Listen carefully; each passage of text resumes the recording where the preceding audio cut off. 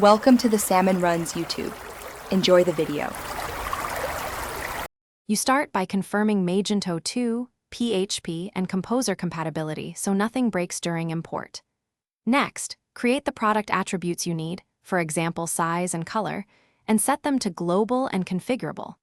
Once done, build an attribute set that includes those attributes, name it clearly, and save.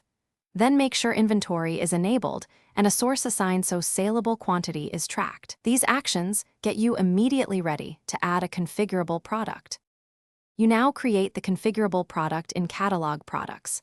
Select Configurable Product, pick the attribute set you prepared, and fill name, SKU, price, and visibility.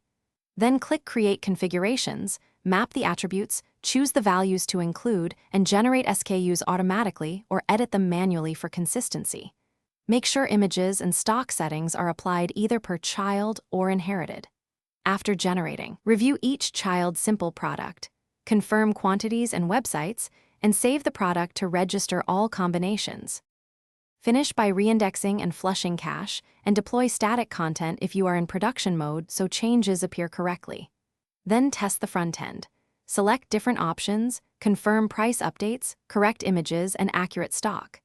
If the product isn't showing combinations or options are missing, make sure each attribute is set to global scope and marked as configurable. Also verify the attribute set includes them. If issues persist, clear caches and resave child products, then rerun indexing to resolve mismatches. Thanks for watching. Consider subscribing if we helped you.